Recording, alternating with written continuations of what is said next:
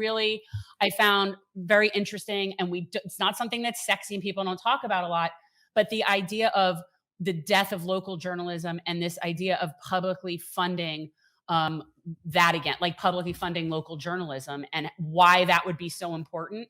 And this is something that gets no attention whatsoever, and yet it is part of the one of the biggest problems that we have. Fantastic chapter. Would you talk about that? Well, you can talk about your experience running for Congress, Jen. It's like, who's covering you? In theory, it would be local papers, but like, the local papers have been so gutted, and now they're under-resourced and understaffed in various ways. 2,000 local papers have gone out of business, and you have the same number of local news deserts. And if you have a local news desert, a number of things happen. Number one, people become more polarized because all you do at that point is tune into cable news. People vote at lower levels. People run for office at lower levels. Corruption goes up. The cost of municipal bonds in these towns goes up. I mean, it's fairly direct, the relationship. And so I liken local journalism to like your town library, where you love your town library, I'm guessing. You're really glad it's there. No one thinks that the town library is supposed to make money every period, like you realize that there's some public utility to it. So I suggest that we try to adopt a similar public-private model for local journalism, particularly because a lot of these local communities could support a journalistic enterprise or organization as long as it wasn't expected to generate stock market-like returns. You know what I mean? Like a lot of them could break even on an operating basis.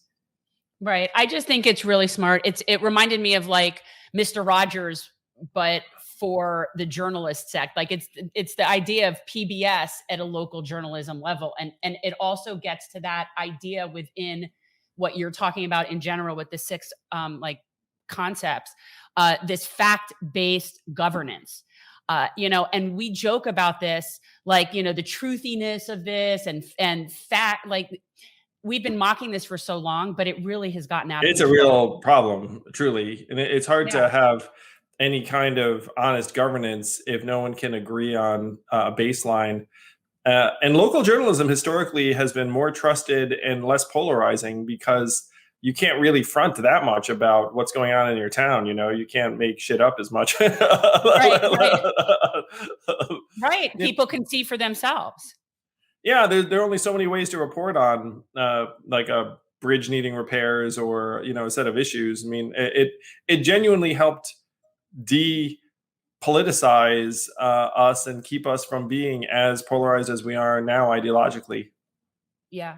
Yeah, there's no question that the systemic takeover of local newspapers is something that we have seen. In Florida, the Sun Sentinel, which is the newspaper which covers Palm Beach County and Broward County here in South Florida, when Jen did what you would call sort of a debate, but it wouldn't even necessarily it was not a debate. It was basically a tea party for Wasserman Schultz and the writers of the Sun Sentinel, and Jen just happened to be there while the pleasantries were being shared.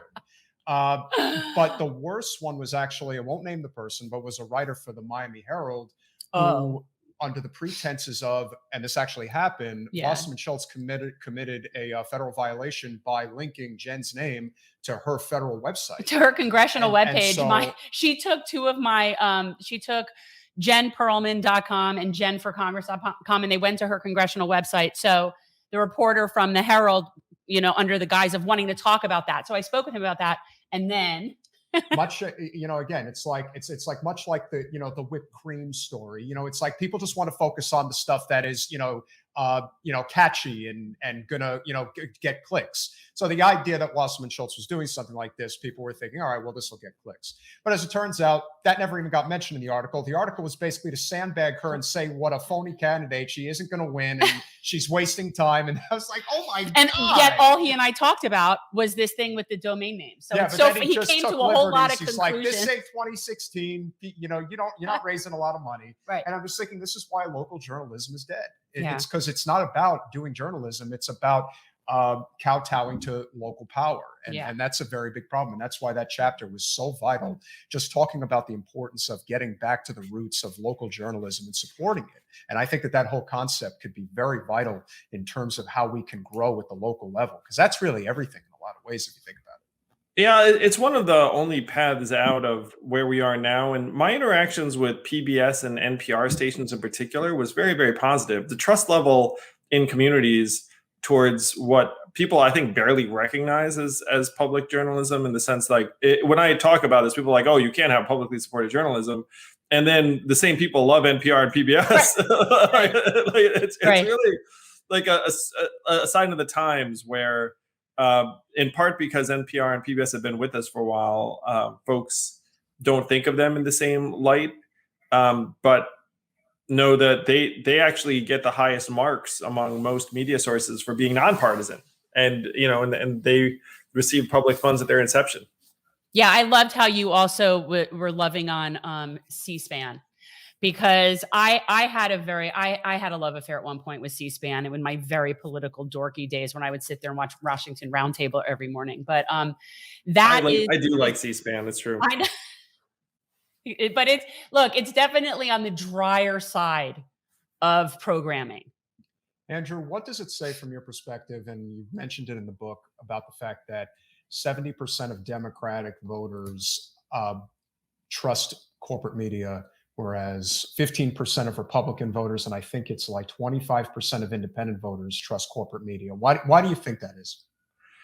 I think, unfortunately, the media and the Democratic Party have become kind of hand in glove, and people sense it. The most obvious example for most people is when they all sandbagged Bernie in 2016, and they kind of did the same thing again in 2020. I mean, it wasn't a one-time thing. I talk about in my book how an MSNBC producer was given a list of candidates not to interview. I was on that list, so kudos to me, I guess. but there's like there's very much a partnership going on between certain media organizations and the Democratic Party. And there are some people that have gotten turned off by that and just think, oh, I don't know if I believe these media organizations anymore.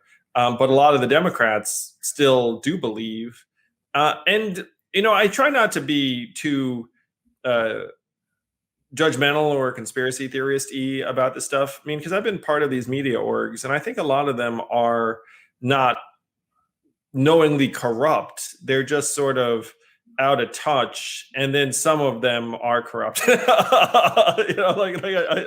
try not to, paint everyone with a broad brush, but at this point, you have to acknowledge that there's some shenanigans going on, and when push comes to shove, they're never going to give someone like you, Jen, or Bernie, or other people a fair shake. And so what the heck happens then? I have a running thesis now that people have been casting about for some kind of fix because they've been losing hope and don't think our government's working and the duopoly is screwing us all and the rest of it. And so they just keep on casting about for various candidates who can fix it. And so Bernie got a lot of that energy. Trump, I'd say unfortunately absorbed a lot of that energy. But they just keep on casting about for the solution. And there's this institutional layer that includes the media, to the point of this question, that's trying to be like, nothing to see here, tamp it down, tamp it down. And people are getting more and more fed up, and it just keeps on oscillating. There's this political scientist who just told me this thing called the thermostatic public opinion, where it just it gets like too hot, too cold, too hot, too cold. They just keep passing it back and forth because they're not able to find like the right temperature. And so I think that's what's gone on in part with our relationship with the media, is that there's some people that have just decided that the media is bullshit and the rest of it, and then others who believe every word, and the truth lies somewhere in the middle. Thanks for watching.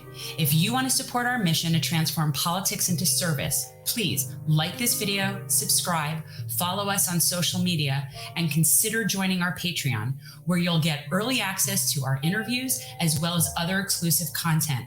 Links are in the description. Peace out.